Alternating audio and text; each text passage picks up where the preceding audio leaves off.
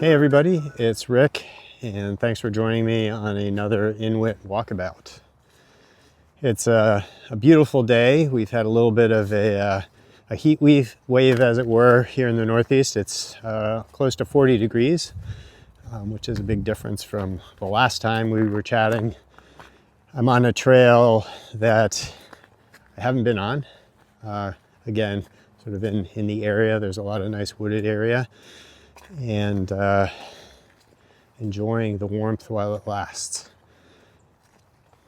So in continuation to what we talked about last time, where we were talking about measurement and its relationship to division and conflict and all the other elements, I wanted to continue our conversation by taking a look at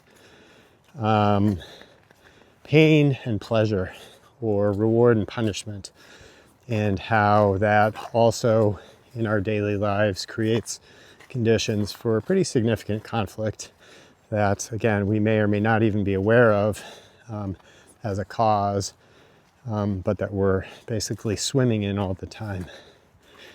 And I will take you back to a, again, light example, if you will, from my illustrious youth. So I was a senior in high school, and as is tradition probably in most high schools, there was the senior prom to be had, and I had a girlfriend, and she was very excited, and I was moderately excited, I think, to have participated in this event. And for all of the hype that was going on, I was a pretty active athlete. It was lacrosse season, and the one problem, if you will, that really wasn't a problem, but conflict that I had schedule-wise was that I had a big lacrosse game that evening on the same night of the prom that clearly I would have to miss to be able to go to this. So that was one, sort of relatively minor piece, but still in the backdrop. And the other piece that kind of played into this was that my fashion sense when I was in high school was based on comfort. So I did not exactly have a very elegant wardrobe, and my girlfriend knew this and basically said, we've got to get some decent clothes for you to show up at the prom with. And so she took me out on a shopping spree and bought with me a shirt that was, I think, pink, light pink, not a color that I would have selected for myself, and a tie, and I had a jacket, and I bought some pants and some shoes, so I was ready to go. And I think we showed up at the prom, and I think as tradition in many proms is there is always sort of the selection of the prom king and the prom queen.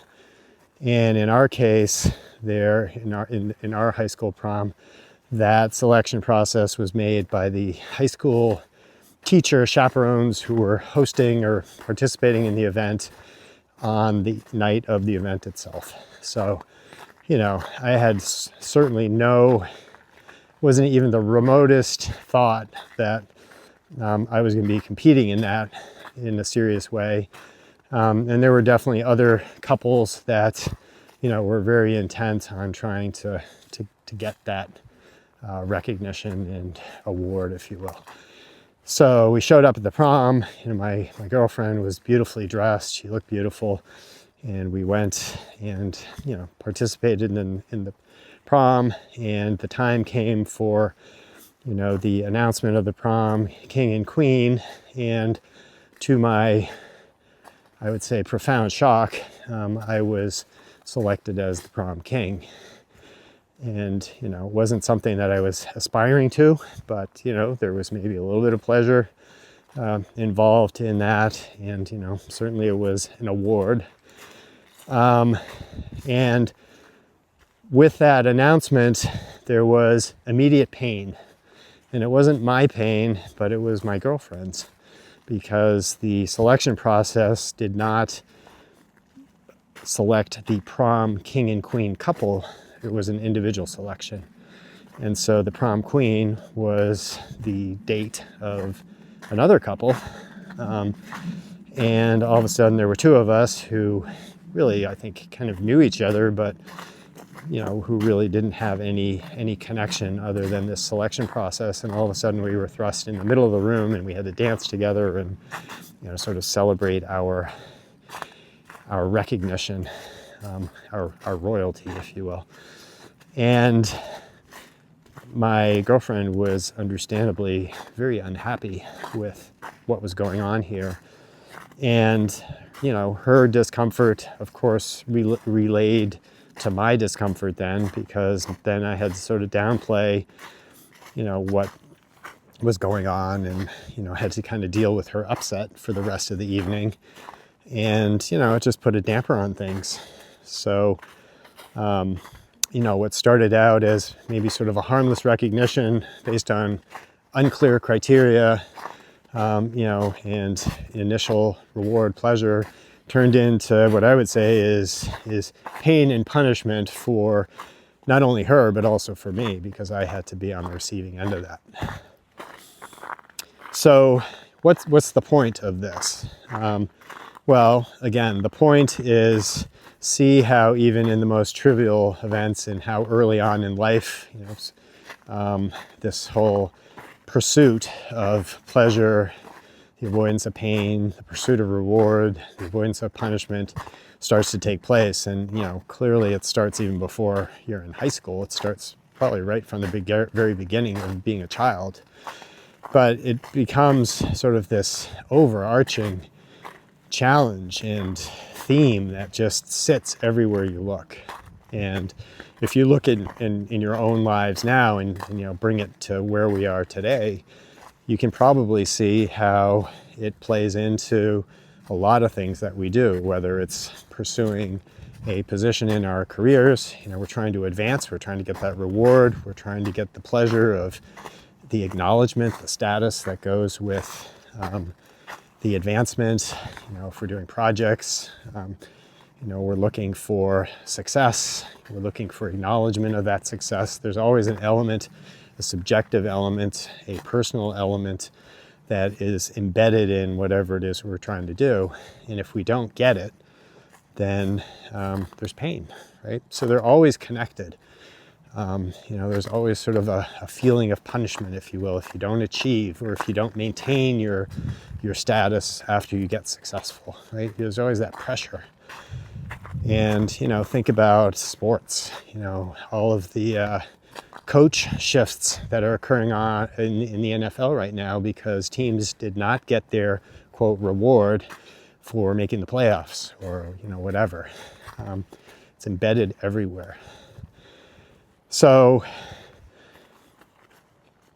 I think the other thing I would point out is that there is so much institutionalization of the reward and punishment process, just at the level of acknowledging people for being successful.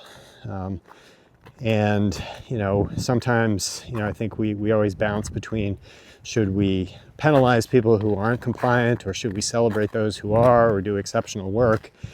And in our organization, and no doubt in others, we have formally instituted a process for acknowledging people doing great work. And again, there's nothing wrong with celebrating success, but when it becomes something that has a visible acknowledgement, or an associated reward of getting financial compensation, or some sort of visual accolade, think about the others who may be doing as hard work as whoever's being recognized, who now are on the sidelines not being acknowledged. And think about how, again, somebody who gets acknowledged now is under pressure to stay acknowledged. And if they don't maintain sort of a level of ongoing recognition, then it starts to feel like pain and punishment for oneself, because one isn't upholding or expanding one's one's capability and capacity in a way that gets recognized. So, again, that kind of brings us to this law, if you will, or this principle that is attributed to Deming, the 94% rule, which basically says that 94% at least of outcomes, good or bad, are the result of systems, not individual effort.